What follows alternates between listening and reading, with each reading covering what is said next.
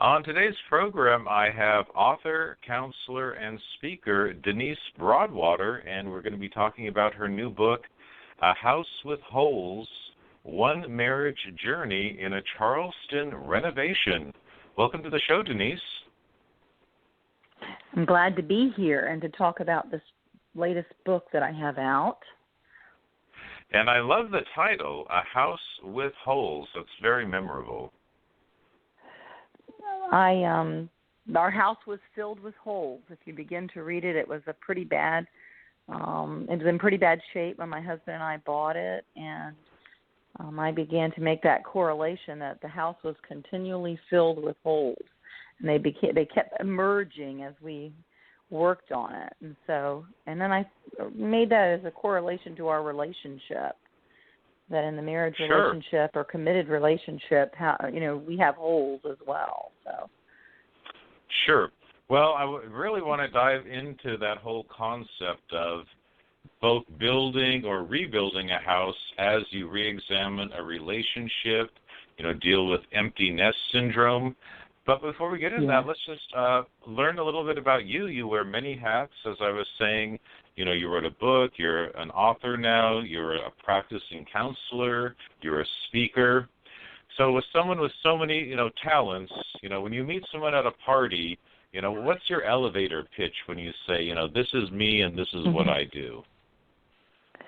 Well, I began early on as a mom of 3 now adult children, and I focused on that. I was an elementary teacher early in my career, and I did that to be in school with my kids while they were in elementary. And then when they moved into middle school and high school, I went back to school. And so when they were as teenagers in high school, I was in grad school to become a counselor. So I was looking ahead to say, you know what, my mothering role is coming to an end. And I wasn't one to sit home and just, clean house. And I needed something else. I didn't want to stay in the teaching field, though I loved it. I knew there was something different for me. So I went back and emphasized family therapy at the beginning of my career with the state. And when we moved to Charleston, I went into private practice and was in a psychiatrist's office treating anxiety, depression, and about half my practice was marriage work. And that kind of became my emphasis with this book, is I enjoy marriage counseling. It's difficult because we're dealing with 2 people, but it kind of became my niche. And I kind of found my calling in my 40s. And so that's an encouragement to people that are out there thinking, well, what do I want to do? I don't think it's over when we reach midlife. I think we're just reaching our stride. And so I guess that would be my pitch. That's a good pitch. Hey, I would be intrigued. And I think it's also relatable because people are living longer now. And I think in the past it was get married, have kids, retire. And I think a lot of people now are saying, okay, the kids have grown, they're off to college or they're off to, their own lives. Now with all this time you have, maybe there's something you put off and said, okay, at this point in life, I do want to go back to school, or I do want to work on my relationship in a different way. I mean, when you talk to people, what's the feedback? Like, do a lot of people see themselves in you? Absolutely, and I think I bring hope to those that are going through that adjustment or grieving process when life is changing. One of the things that I also brought to this book is I began to see gray divorce on the rise, which means people in their 30th and 40th year of marriage were ending up in divorce in my office or in separation, verge of divorce, and not expected to ever be there.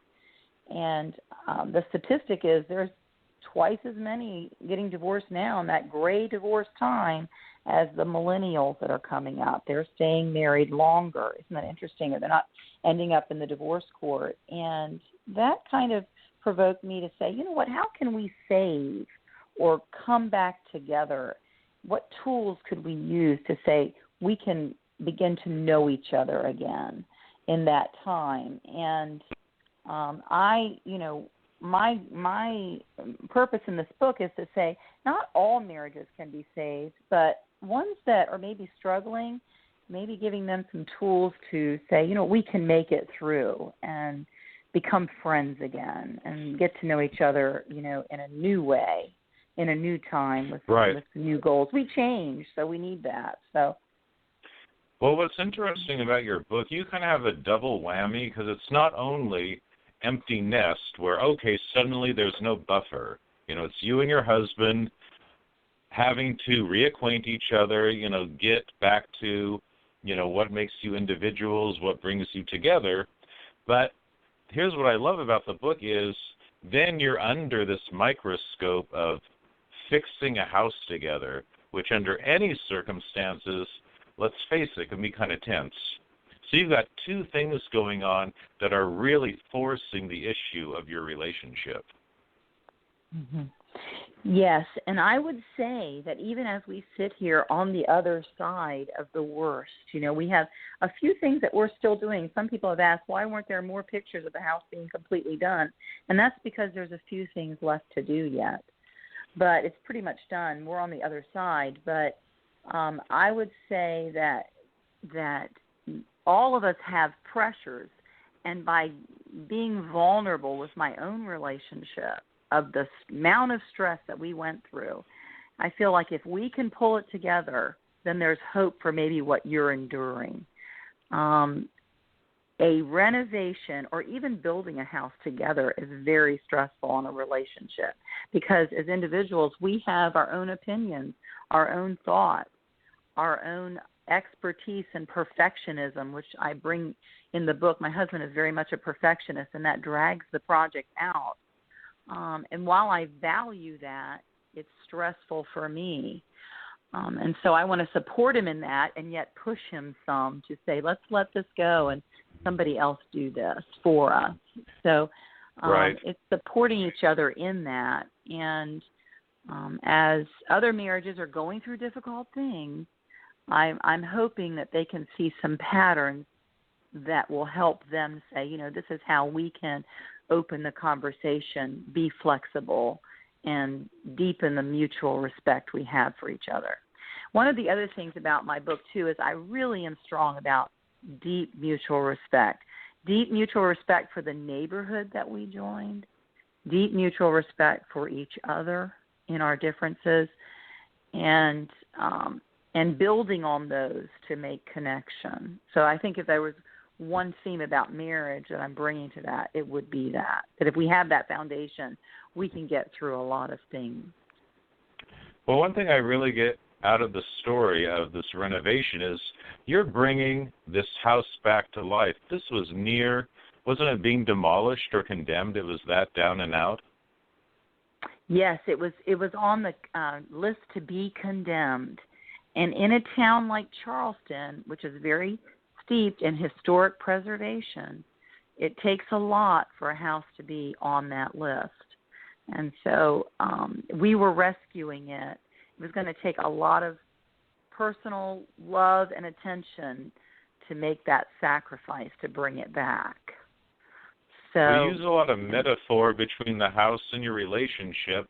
So when you first started the renovation, at what level would you say your marriage was at? I feel like our foundation was good, but we probably weren't as close of friends as we used to be.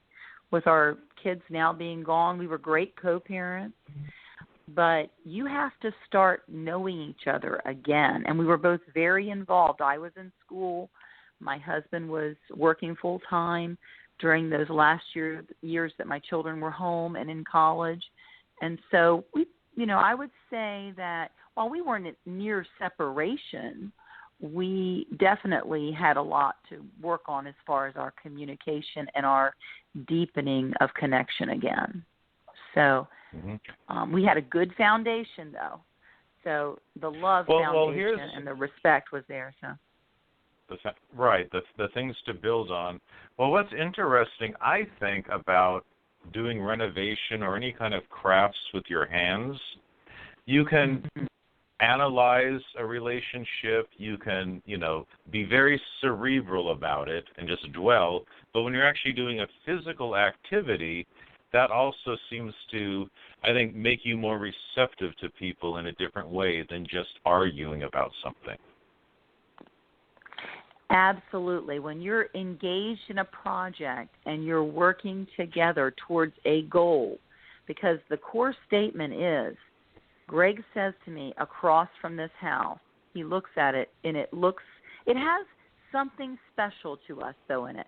As bad as it looked, we both fell in love with it. And even our realtor was like, why are you buying that one? I mean, he did not get it. But something that we shared was, Greg says to me, Denise, if you're committed to it, if you and I can stand here together and commit to it after the second time that we saw it, he said, there is nothing in this house that cannot be fixed. And that is a true statement. I didn't just make that up. He actually said that to me standing across from the piazza and with the wrought iron. There was an old bush there. And that was true of our relationship. Denise, if we are committed to it, there's nothing in here that can't be cleaned up. And so when you take that to other couples and you see, a lot of people in your practice, that whole idea, a lot of people say, well, we'll try it and see if it works, as opposed to we're going to decide from the outset that we're going to make this work. Mm-hmm. What are your thoughts on that? I think that the commitment helps with the flexibility. We all drive our stakes in. There are things that we need from the other person to feel respected. But in becoming more empathetic for each other, when we get to those hard places, if we can make that little bit of flex, I feel like connectability can happen. Now, I will say this. We can be committed, and if the foundation has suffered many cracks, it can be very difficult to build upon. And I do not promise to know when that's true. There are times when I think the foundation here, we've got something to work on, and things fall apart. And sometimes when there's big fissures, it makes it. So I don't know that I have the full answer to that. But I know that when we are committed to work and are willing to be empathetic of what the other person is going through, it can bring along connection, which is really the key here. So we all have marriage holes. Remember, it says in there, we all have marriage holes. But it's about making that flexibility and that understanding. Let me give you an example. My husband's a perfectionist, and he is, and he does a wonderful job on the house. It drags it out because he is. I know this about him, and I have given him a lot of leeway with that perfectionism. But there are times in the book when I say, no, let's get this done by somebody. Let's take that to make things move along faster. And he's given in and said, you know what, Denise, you've been so good about everything else. I'm going to say yes to that. It sounds like you guys it sounds like you were honing your negotiation skills with each other. I mean, is negotiation a big part of making a marriage work? It is. Oh, absolutely. That's the flexibility, isn't it? That's what I mean by flexibility, is saying, you know what, we're going to give here, I need to drive a stake there. And as we flex with each other, I feel heard, he feels heard and understood, and we reach across the aisle. And when you've lived together for 30 plus years or more, there's a lot that can be you begin to misunderstand, and so it's important to begin to try to understand. And then we change, we grow and change. We aren't the same person we were when we were in our 20s and 30s. So. Well, just on a personal, being proud level, it sounds like you didn't have as much experience renovating houses as maybe he did. So what I'm wondering, as you got into it, whether it was woodworking or plumbing or putting in tile, during the middle of this, what did you kind of surprisingly maybe realize, hey, I'm kind of good at this? I have a blog out that follows our whole renovation, and Greg works for an architect firm, and what was amazing is the head architect there goes, Denise could really write for us, but it's because I have worked alongside my husband. I know the language. I know what things are called. I know what Greg is going to do. I don't necessarily get in and do those myself, but I understand the process. And I say in the book, I'm kind of his support and his cleanup crew. There are some things like I'm painted siding today.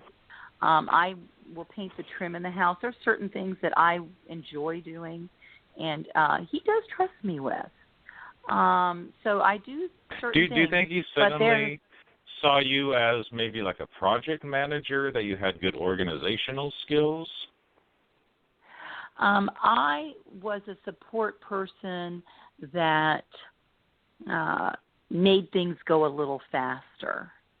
So, I would be the one that would be hired to do the support more than the actual activity. I once tried to do miter sawing for him, and I just didn't trust myself with the saw. It's just not my gift. And so he's like, Denise, I don't want you on the miter saw. I don't want to lose any fingers, So, you know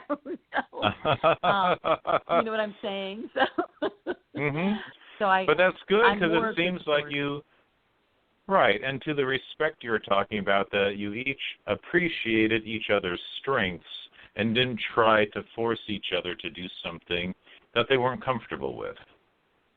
Absolutely. The last thing that Greg is going to do is be on this phone and talk with you. He's a quiet man. He is very, very gracious to let me share our life in this book, which I hope is going to help a lot of people. But we both have our giftings in that. He is more of a hands-on, and I'm going to be more of the emotional one that pushes that element a little bit more, opens conversation, and then comes alongside him in support. We work together well, and that way we do make a good working team. Well, yes, and definitely in the book, you get that, and, there's a progression to that. Another interesting aspect is how the neighborhood responded to you being there. Yes, and so when we first moved in, they looked at us and we looked at them, and over time, it's become a beautiful relationship here in the neighborhood. So, they were glad we were saving the house, but it's also emotional for people that used to live here. We have a family that lived here 25 years as a rental, and it was in really bad shape at that time. And they come by and go through. We let them see it. It's pretty much the same plan. There's a little bit of changes inside. But, for instance, the fireplace has been fully restored, and they've enjoyed seeing that. And so it's been good for them to see the house come back. But they've got a lot of good memories. And even some in their 60s played marbles in our yard, and we found marbles that they used to play with. And after they told us that, we were like, we found the marbles you used to play in the front yard of this house. And that would have been back in the 60s. Isn't that amazing? So what a connection. It's been good. And we're not inner city people. We are more country people. We have never lived in an inner city, but it has been really a good experience, a growing experience for us to join with them.